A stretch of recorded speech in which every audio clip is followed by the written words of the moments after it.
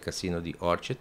Sono anche 59 empleados por participar, di qual 34 di navi depositano un voto, stato ao Ministério di 30 pagando referendum, e 33 di non a vota para estar representando.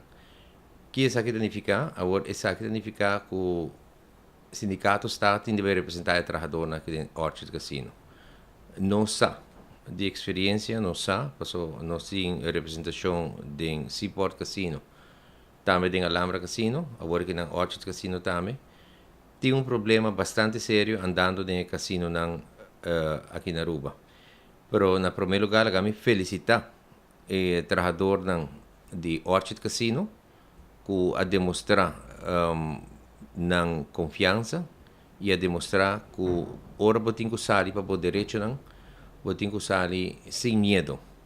Não se compreender que tem hope mal contento bom de empregado de Orchard Casino para o trato que não está recebendo de parte do management do casino e também para o qual trata o contrato coletivo que aparentemente tem certo trabalhador que não tem benefício de dia e tem certo trabalhador que não.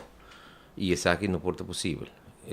Se você tem um contrato coletivo, é válido para tudo este que cai de contrato coletivo e você tem de praticar devidamente a ribattura empregado trabalhando no casino.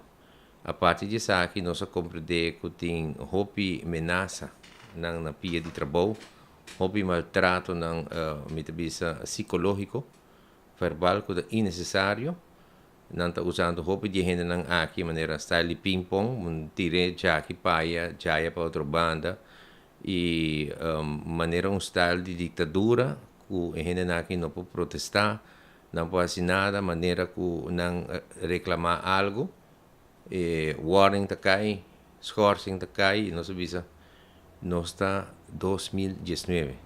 E está justamente o qual o sindicato está a vinta vociferar e nós temos todo ponto aqui que nós manda cabo para o ministro de Labor, a mesma pessoa forma parte de diálogo tripartita social laboral e me forma parte de time técnico que a gente está aqui dentro outro e essa é de suma importância para o diálogo tripartita social laboral tomar lugar. Passou tem problema de horeca laboral que me serve atendido não. Essa aqui é Arubiano, o website